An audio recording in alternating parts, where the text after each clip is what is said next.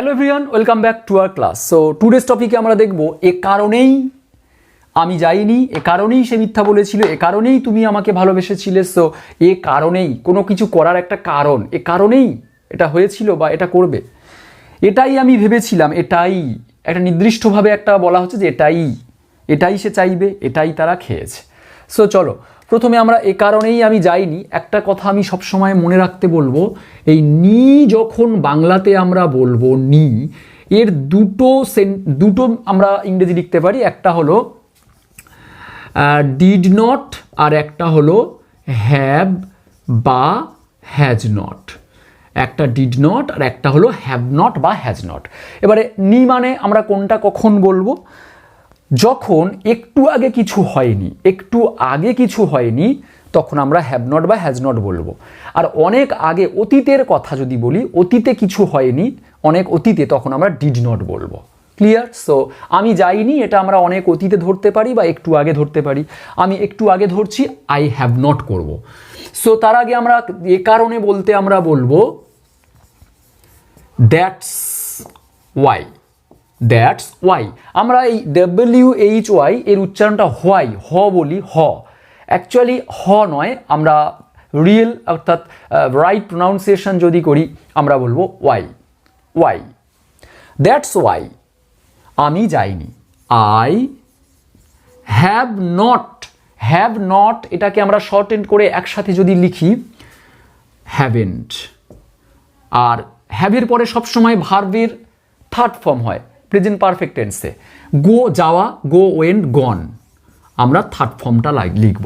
তোমাদের যদি টেন্সের প্রয়োজন হয়, যে টেন্স ধরে ধরে সমস্ত টেন্সগুলো একটা একটা করে আমি এক্সপ্লেন করব।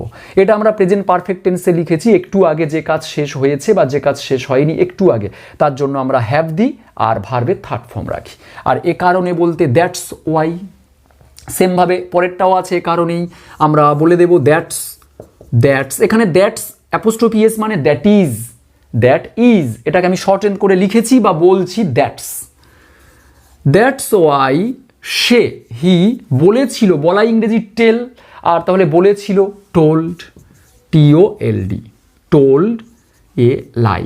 আমরা এটা টোল্ড পাস্ট টেন্সে লিখেছি, বলেছিল, টেল মানে বলা, টোল্ড মানে বলেছিল। সো পাস্ট টেন্সে he told a lie. That's why he told a lie, সে এ কারণে মিথ্যা বলেছিল। আবার পরেরটা আছে এ কারণে, আমরা এখানেও বলবো দ্যাটস ওয়াই তুমি আমাকে ভালোবেসেছিলে। ইউ ভালোবেসেছিলে, পাস্ট টেন্সে ভালোবেসেছিলে।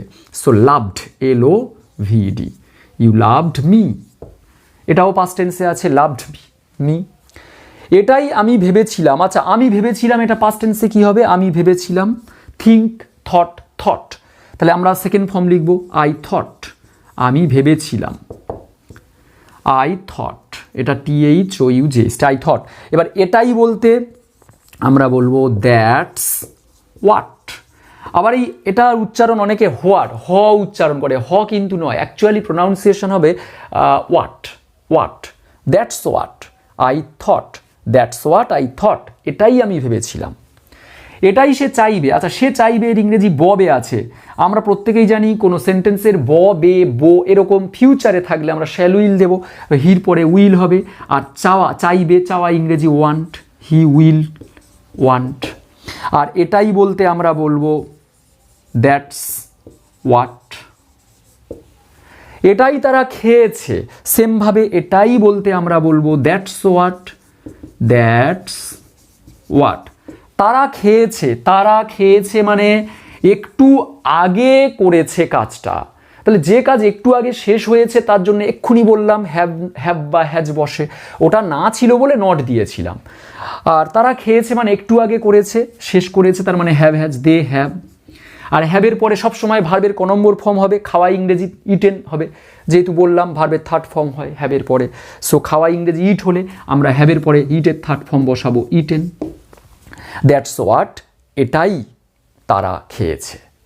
সো আমরা এ কারণেই বলতে আমরা এখানে সার্কেল করছি, এ কারণেই বলতে দ্যাটস ওয়াই, আর এটাই বলতে দ্যাটস হোয়াট।